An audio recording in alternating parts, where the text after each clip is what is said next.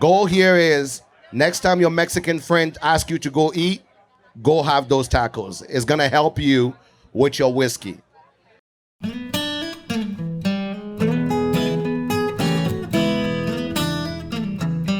So, a couple things before we go.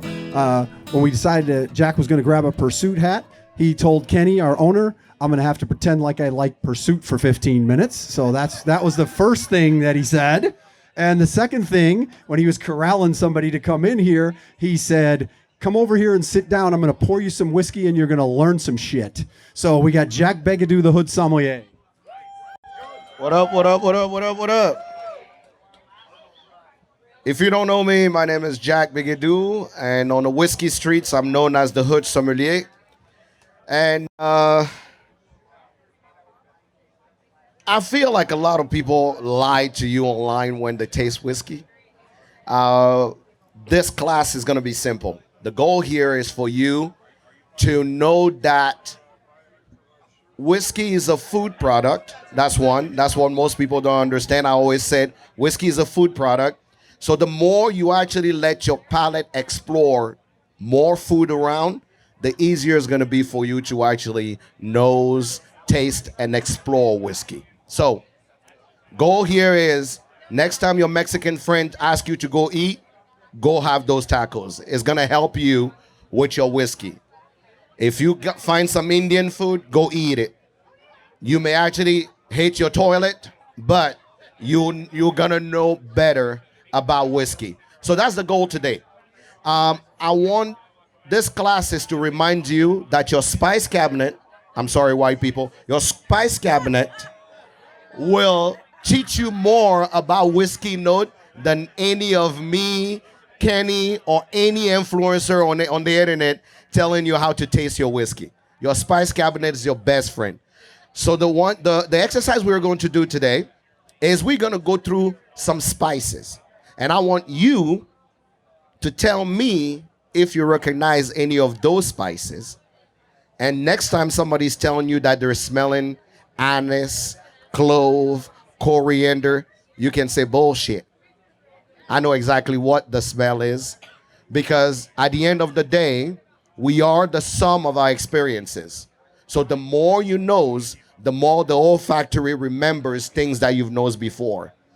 The word I hate in whiskey is marzipan, because I can never smell marzipan.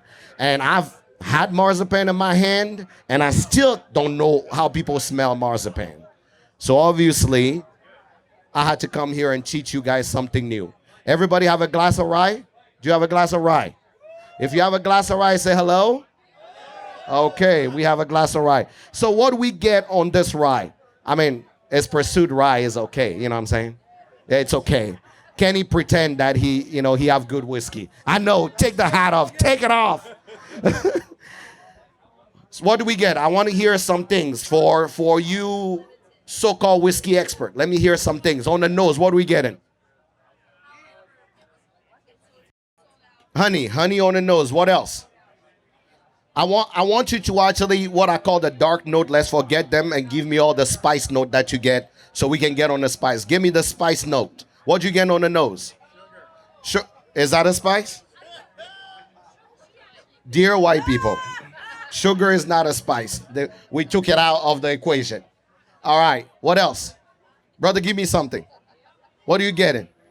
Just know something. Give me whatever it reminds you of. Cinnamon. Okay, cinnamon. Good. What else? Clove. Who here knows what clove smells like? Who knows what clove looks like? Okay. All right.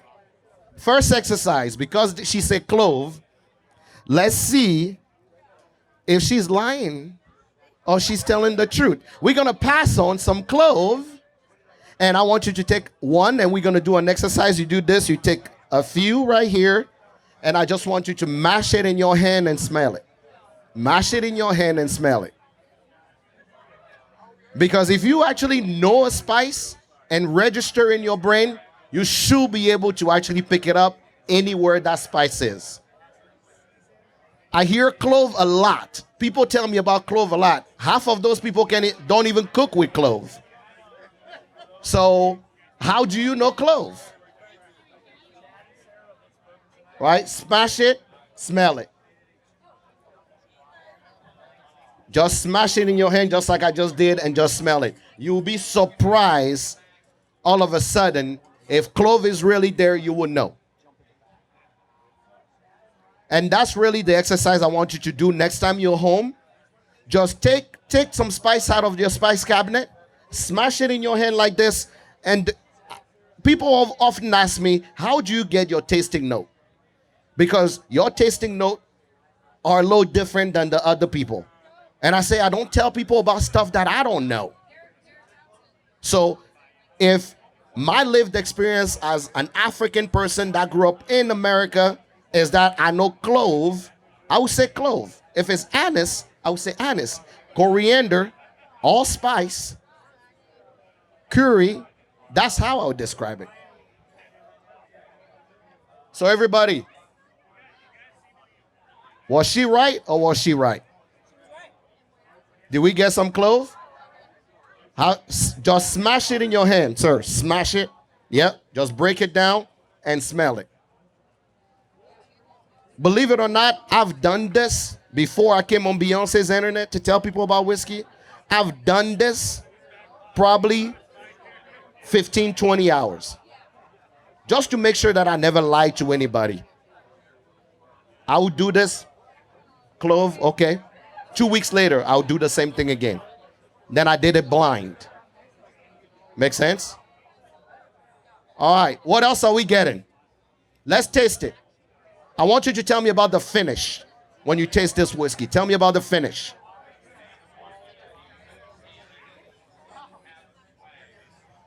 Once you're ready, throw some answers at me. What do we get on the finish? What do we get?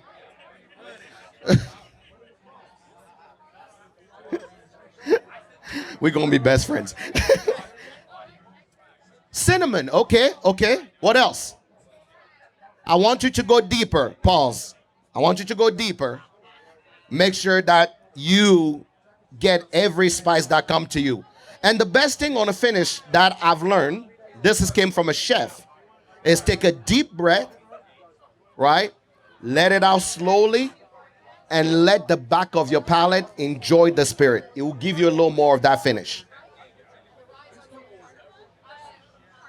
Cardamom. Okay. Anybody knows what cardamom is? Do you know what cardamom is? Which cardamom? Did you know that every country, any major continent have their own cardamom? Oh, Indian cardamom. Okay. This motherfucker now, we gon' you know some shit. All right. Let's pass something around and do the same exercise. Let's smash it and see what we get. Now I'm actually I'm gonna challenge you a little bit more. I want you to take one and take a small bite of it. It's gonna be a little bitter, but I want you just to pay attention to the spice. Forget the bitterness, just the spice side. This is the best thing for when I was a kid. Every time you feel constipated, you don't feel great, mom will just have you chew on this. And it literally helps with digestion. That's why more spice in your food help you digest better. That's why when you have Indian food, you say your stomach is on rock city, because there's enough spice for you in there. What do you get? What do we get? It is earthy. It is dirty.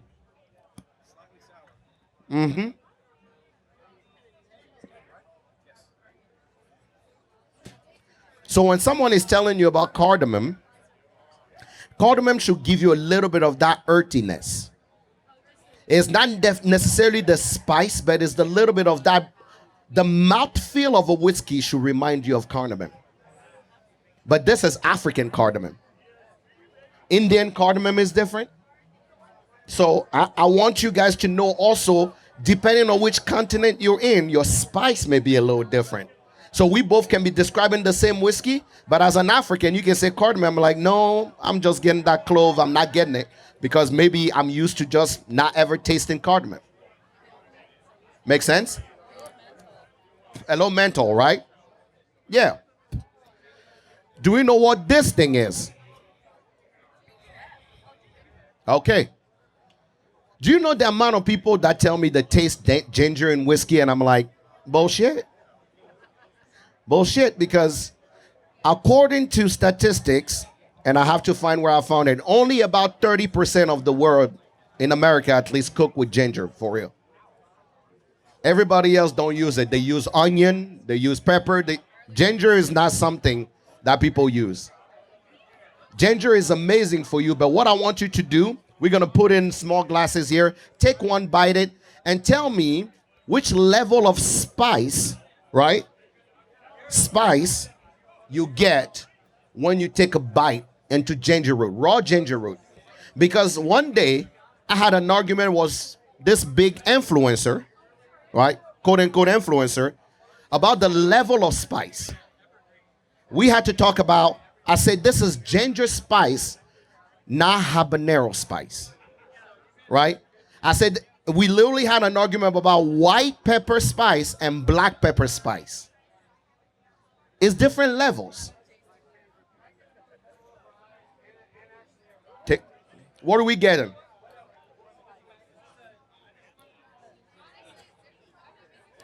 If something has some ginger spice, you should not only feel it on your tongue, but you should also feel it on the finish.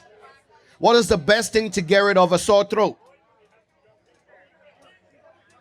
You take one ginger root, some garlic, and honey, blend it together, take a spoonful. Next morning, you'll be just fine. The greatest thing that helps, that's why a hot toddy will always help you. A good, high castrant hot toddy will help you clear your throat quickly because it has the same level of spice as this ginger. Did we learn something yet? Or am I bullshitting my way to this presentation? We learned something. All right.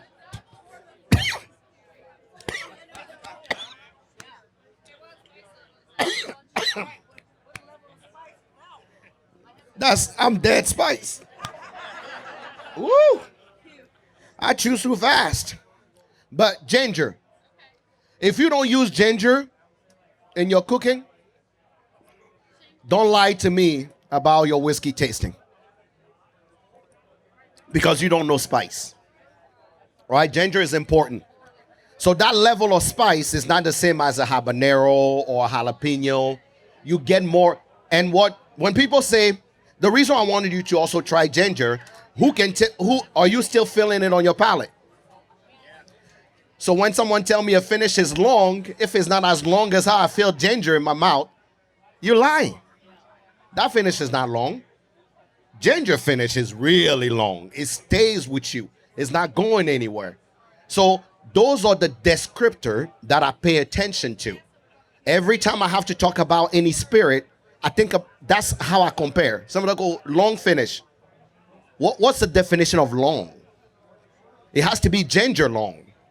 If I can feel a whiskey going on for the next 3 minutes, yeah, that's a long ass finish.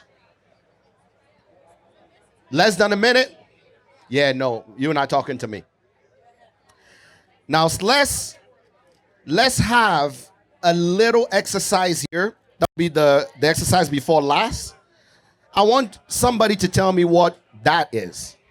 When they pass it around, whatever that is, just from looking at it, don't smell it, don't do anything, just look at it and tell me what you think that is.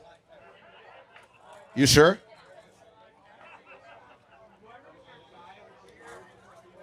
Just take one, pass it around, and then we're gonna break it if we can. Is it?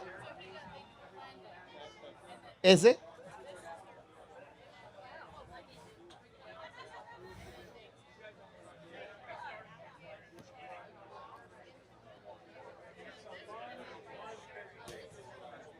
Is it black pepper?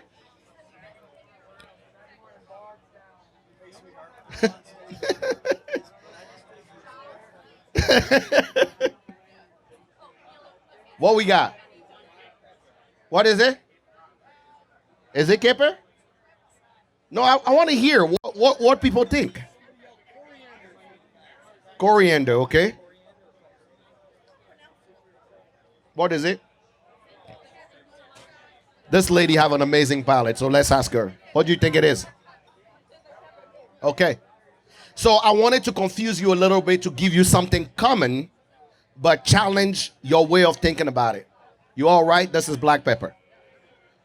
But most people are used to grinding their pepper, so they don't know what it looks like in reality. But I always have raw pepper at home, and then I grind it myself.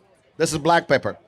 But if something so common to you, I can confuse you, and you'll be like, oh, is it coriander? Is it pepper? That means you really have to get familiar with your spices. You truly have to know them so you can pick them up in your whiskey as well. How does black pepper compare to ginger? Take a bite of it. No finish, right? Right. This is all I wanted to show you. Something can be spicy, but not necessarily long. And also, most pepper, you feel it on the mid palate. That's it. Not on the front, not on the back, right at the mid palate. So how well can you taste whiskey if you're not cozy and familiar with your mid palate? Right? So when I describe any whiskey, I always remind people I'm feeling this on the front of my palate. In the mid palate, this is what's happening. And on the finish, this is what's happening. So next time you're talking to someone, you know if they're full of shit if they can describe to you what's happening on front, middle, and the back. We good? Last but not least, the last thing I want you to be familiar with is this leaves right here. Are they? Is it? You know people that cook immediately. They see it and they know exactly what they're seeing. That's the last thing we get to try.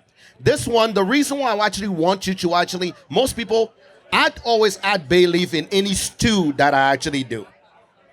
But do you know why bay leaf is used for cooking? Who can tell me why? Why is bay leaf used for cooking?